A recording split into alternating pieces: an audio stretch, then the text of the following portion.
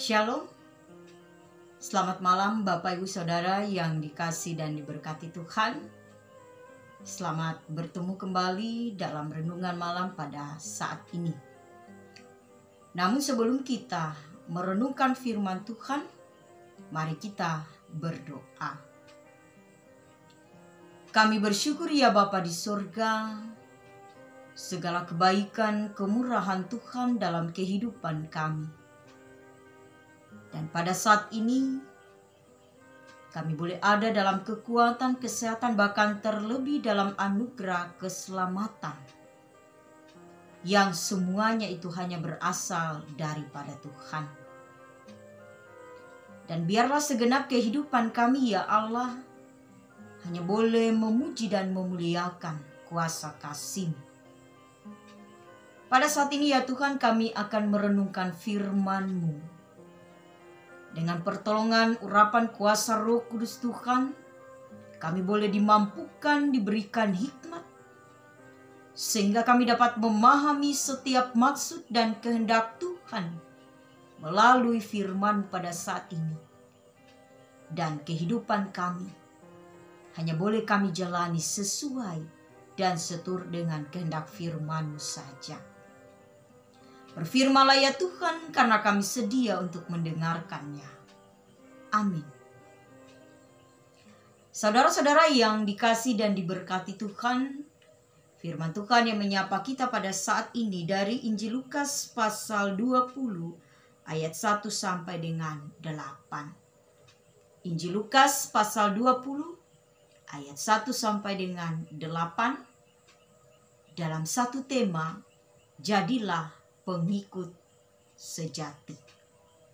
Jadilah pengikut sejati. Saudara-saudara, para imam, ahli Taurat dan tua-tua Yahudi, mereka penasaran mengenai kuasa Yesus dalam mengusir pedagang di Bait Allah.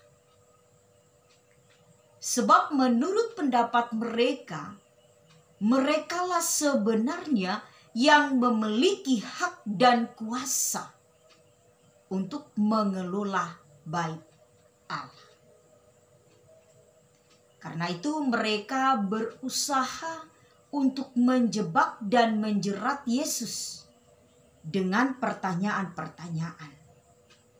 Dan dalam bagian perikop ini, mereka katakanlah kepada kami, dengan kuasa manakah engkau melakukan hal-hal itu, dan siapa yang memberikan kuasa itu kepadamu.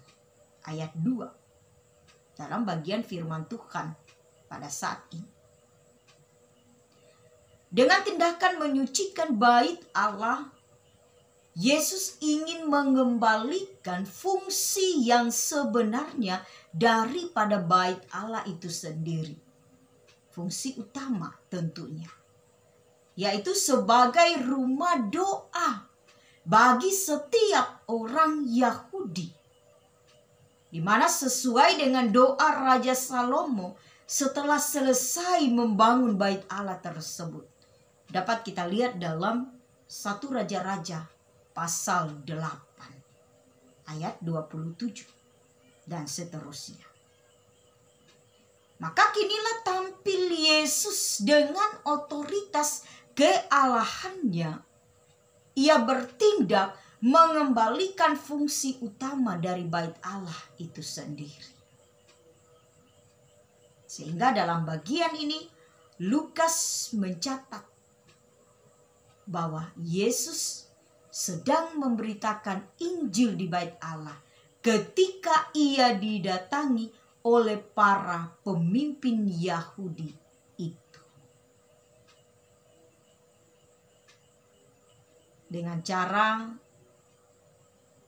apa yang dijawab, apa yang dikatakan oleh Yesus, ia mau meyakinkan apa yang dilakukannya. Yesus mau meyakinkan para pengikutnya akan kebenaran dari tindakannya itu. Tetapi dalam pertanyaan mereka, yaitu para imam, ahli-ahli Taurat, dan tua-tua Yahudi, seolah-olah mereka ini mau berkata, siapakah yang lebih berhak dan berkuasa mengatur dan mengelola bait Allah? Kami atau engkaukah Yesus? Mungkin kalau dapat kita katakan demikian.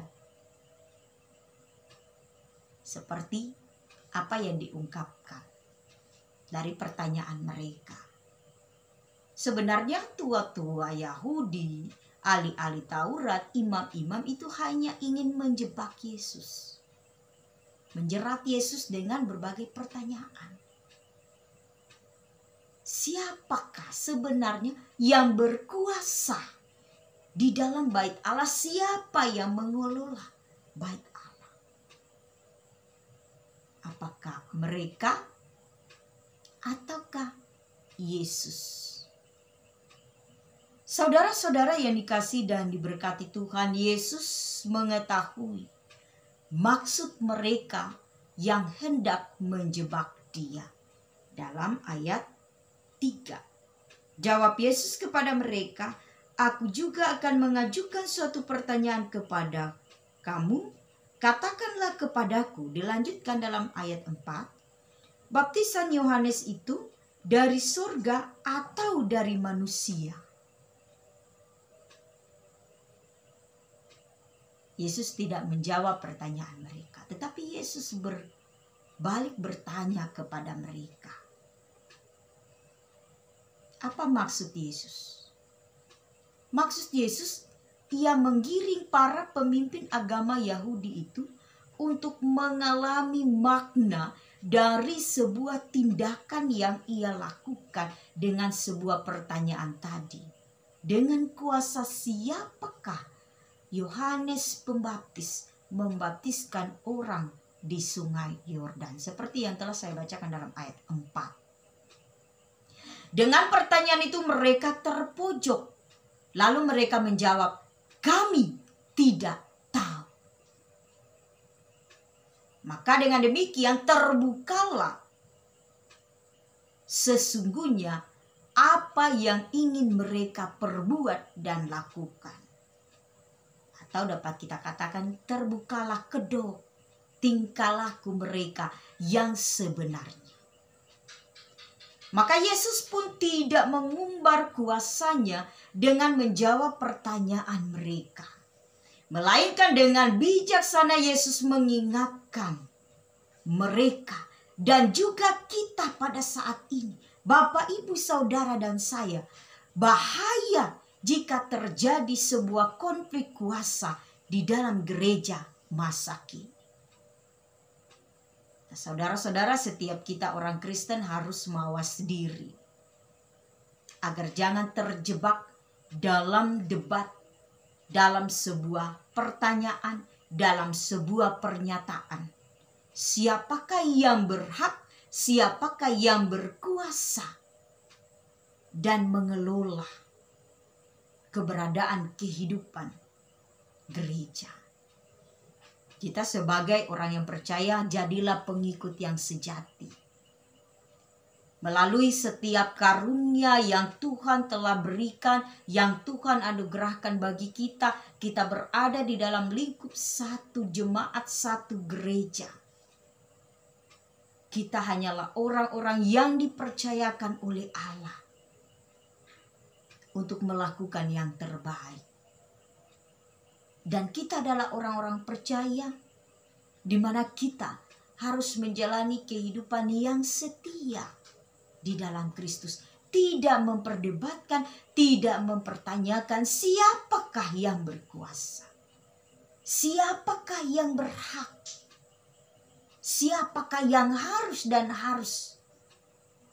Melainkan kita semua adalah umat Allah yang harus saling mendukung, yang harus saling menguatkan, yang harus saling mendorong, memberikan semangat bagi setiap mereka, bagi setiap orang, siapapun, dalam melakukan segala tugas pekerjaan tanggung jawab pelayanan. Dan mari tidak seperti imam-imam ahli Taurat dan tua-tua Yahudi. Mereka menjebak Yesus karena sebenarnya mereka hanya ingin membuat sebuah pernyataan apakah mereka atau Yesus yang berkuasa dalam bait Allah. Kalau kita katakan Yesus sebenarnya. Karena memang Yesuslah satu-satunya pemilik dari kehidupan kita, dari keberadaan hidup kita. Dan dalam upaya kita melakukan segala sesuatu oleh karena pemeliharaan, oleh karena berkat, dan oleh karena Allah yang memberkati, maka semua pelayanan pekerjaan itu berjalan dengan baik. Dan tentunya hanya nama Allah yang boleh dipermuliakan.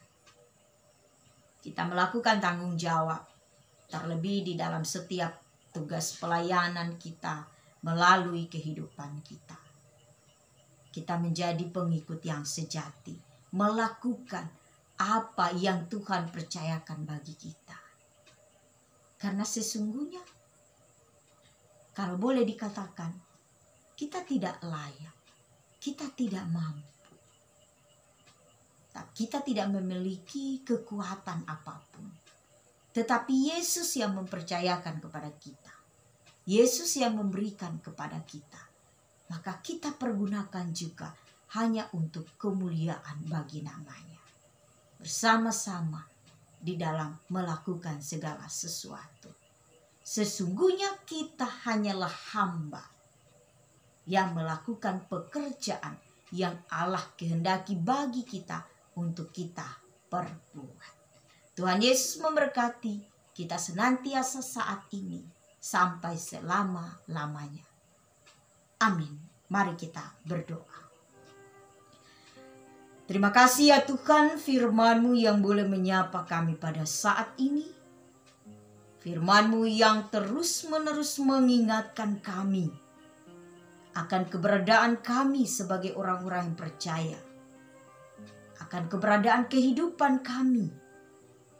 Bahwa di dalam hidup yang kami jalani, sesungguhnya kami hanya melakukan apa yang Tuhan kehendaki bagi kami perbuat. Tidak ada yang dapat kami sombongkan. Tidak ada yang dapat kami ungkapkan. Jika kami mau angkuh, jika kami mau sombong, apa yang harus kami tunjukkan? Karena sesungguhnya segala sesuatu yang kami perbuat tanpa perkenaan Tuhan, tanpa pertolongan pemeliharaan, dan tanpa Tuhan memberkati semuanya menjadi sia-sia.